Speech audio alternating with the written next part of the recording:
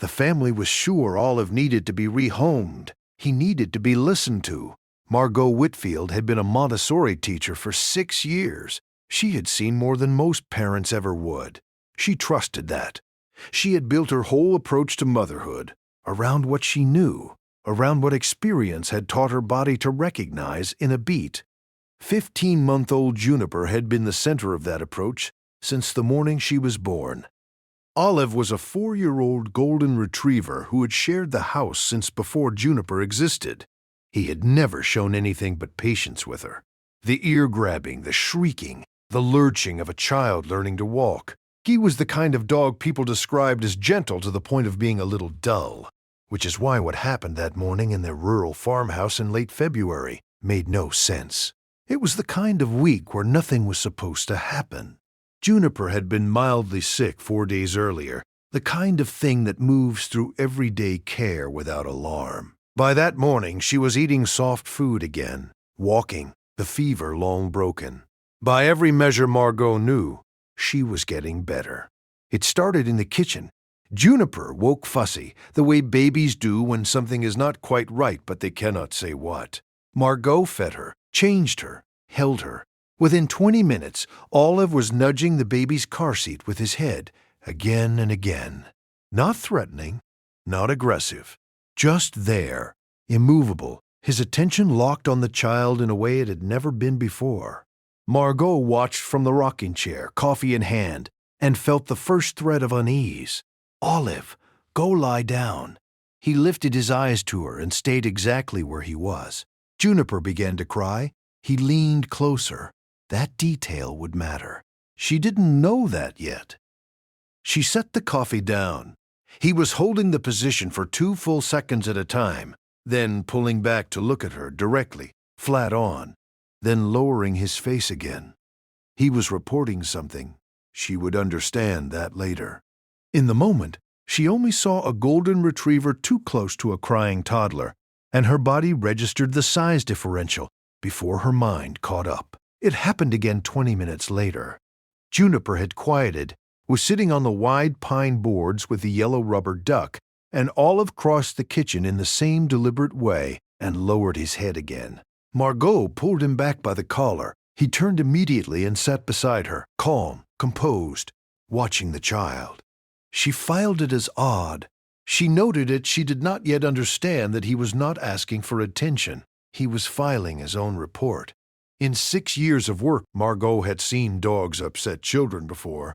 She had seen the pattern: stress behavior, resource guarding, overstimulation around a crying infant. She had seen families dismiss warning signs until it was too late, and she had written notes about exactly the kind of fixation she was now watching unfold in her own kitchen.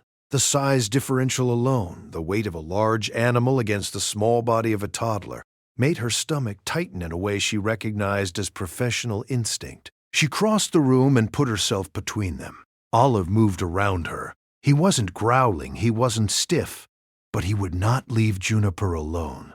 Hudson came in from the next room and watched for 30 seconds. "Should we put him out back?"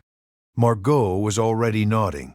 "Just for a few hours, until she's calmer." Her mother-in-law, who had come to help that week, said it from the hallway without being asked. "You're right. You can't take that risk with a baby." They had all reached the same conclusion. That felt at the time like confirmation. She had used the exact words she would have used in a clinical note. She had the training. She had the years. She had the framework that told her, with professional certainty, what she was watching. She did not yet know that the framework itself was the trap. The screen door to porch clicked shut. Juniper stopped crying almost immediately, which felt like proof. Margaux picked her up and held her, and felt the quiet of a problem solved. She set her down on the wide pine boards near the diaper pail, and went to fold laundry in the next room, the appointment magnet on the counter beside her. Olive was scratching at the screen door to porch within 10 minutes, not barking. Scratching. A continuous, focused, rhythmic scraping that did not stop. Hudson let him back in, more out of frustration than understanding. He went directly to the doorway of the room where Juniper now lay, positioned himself at the threshold, and would not move. Margaux came to stand beside Hudson. She looked at Olive standing over the sleeping baby. She looked at how still he was, how focused.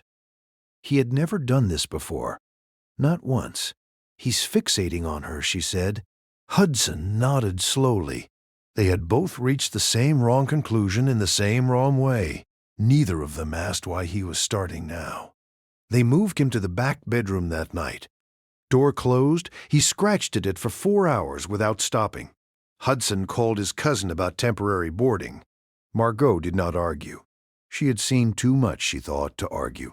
She wrote in her journal that night, "I almost gave the dog away today." She underlined the word almost. She did not know yet how much that underlining would matter. Juniper woke at 2 in the morning, not crying, small sounds, not distressed. Margaux gave her 10 minutes on the appointment magnet. The sounds did not change. She turned over. At 2:28 in the morning, she heard Olive hit the back bedroom door. Not scratching. Impact. The full weight of a grown dog throwing himself against a hollow core door. Then again. Then again. She was moving before the thought finished. Down the hall, the door shaking in its frame. She grabbed the handle, and Olive pushed past her before she could speak and ran, not walked, directly to the room where Juniper lay. Margaux followed. Olive was at the crib, both paws on the rail, his nose pressed to the child's face.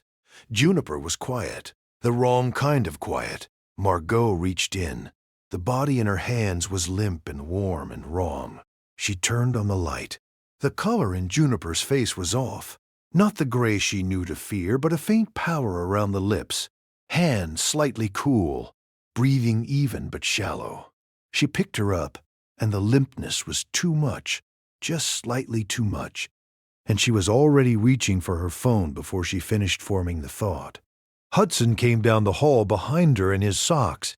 He took one look at the way she was holding the child and did not ask any questions. He picked up the keys from the rocking chair and opened the screen door to porch. Olive did not follow them out. He stood at the doorway watching the car start in the driveway, his outline visible in the porch light, his weight leaning toward the gate, as if even now he was still trying to come. At the emergency clinic 40 minutes later, the readings came back. The battery measured 20 millimeters in diameter. The diagnosis was swallowed button battery, the kind of slow, invisible slide that does not announce itself, that produces no dramatic symptom, that depletes a child without any external signal a parent would think to look for. The pediatric gastroenterologist who admitted them was someone who specialized in foreign body emergencies. She read the chart and looked up. This was being detected, she said, by something. Juniper was not symptomatic to you yet. By the time a parent sees this, we are usually managing a crisis. You brought her in within the window where we could correct it without consequence. Margaux told her about Olive, about the face pressed to the child's mouth, about the scratching at the screen door to porch, about the impact at 2:28 in the morning. The doctor wrote something on the chart and set her pen down. Dogs detect alkaline leakage signature at concentrations thousands of times below human sensory threshold, she said. In a child whose condition is shifting across hours, that signature is changing. He has been reading a chemical profile that is invisible to anyone in your house. He was telling you, you filed it as aggression because you have a framework for aggression. You do not have a framework for what he was actually doing.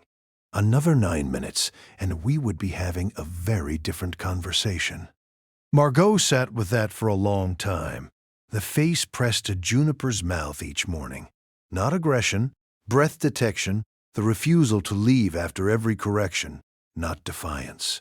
An alarm that could not turn itself off, the scratch at the screen door to porch, not impatience, the sound of him trying to get back to his post, the vigil at the threshold over the sleeping child, not dominance. Medical surveillance, the impact at 2:28, not destruction. A guardian locked outside by the person he was trying to protect. He had been reading what she could not see since the moment Juniper woke fussy that morning. Has your dog ever done something that made no sense until it was the only thing that made sense? Tell us in the comments. These stories deserve to be heard. They drove home in the dark. Juniper was stable, drowsy, wrapped in a hospital blanket. Hudson carried her inside. Margaux opened the screen door to porch. Olive came in without drama. He walked through the kitchen, past the diaper pail, past the yellow rubber duck on the wide pine boards, and crossed to where Hudson had set Juniper down. He lay close beside her, the full length of his body against her side. Margaux sat on the wide pine boards across from them. She did not reach for her phone. She did not move to the kitchen. She watched the slow rise and fall of her child's chest. She watched Olive's ribs rise and fall in time with it. She watched the place on his shoulder where the wood of the bedroom door had left a faint mark from the impact at 2:28. She did not say anything aloud. She said one thing in her head, the same thing over and over, the only thing that made sense to say. "I'm sorry, Olive." He did not move for a moment. Then he pushed his nose against her hand and settled again beside the sleeping child. Every guardian deserves to be recognized, even the ones who never asked for anything in return. If stories like this matter to you, subscribe so you never miss the next one. She stayed on the wide pine boards until the morning began to gray in the window. She watched the appointment magnet blink its small green light at slow intervals. She listened for the breath that, the night before, had almost stopped without anyone in the house except Olive understanding what it meant. Juniper is wearing a continuous monitor now. Her numbers are stable. Most nights the monitor does its job. Every night Olive lies at the foot of her bed anyway because the numbers can change and he is still watching. He has not stopped watching once in all the months since. There is a thing she thinks about often now. Sitting alone in the kitchen in the early hour before the rest of the house wakes. The framework she had built across 6 years of professional training was real. It was earned. It was, in its own context, correct. But it had been built from the cases she had seen. It had been blind by its nature to the cases she had never been in the room for. Olive had been working from a different framework. A framework that had nothing to do with anything she had been taught. A framework that began at the level of a single molecule and ended at the foot of a sleeping child. She had treated his framework like noise. He had treated hers like a danger. Only one of them had been correct. She has not written about it. She does not know how. The cases she has filed across her career are organized by category, indexed by symptom, ordered by diagnostic clarity. There is no field on the form for the thing Olive did. There is no category for the kind of attention he was paying. There is no symptom that captures the sound of a hollow core door under the shoulder of a golden retriever, who had figured out before any of them that the small body on the other side of the door was running out of time. She thinks she will figure out how to write it eventually. For now, she only sits with the knowledge that, on the night it mattered most, the only competent professional in the house had been the one without a badge. The next story involves a dog who changed his behavior 3 weeks before a diagnosis. No one saw coming. Olive lay beside the sleeping child, his shadow long against the wall, unmoving for hours.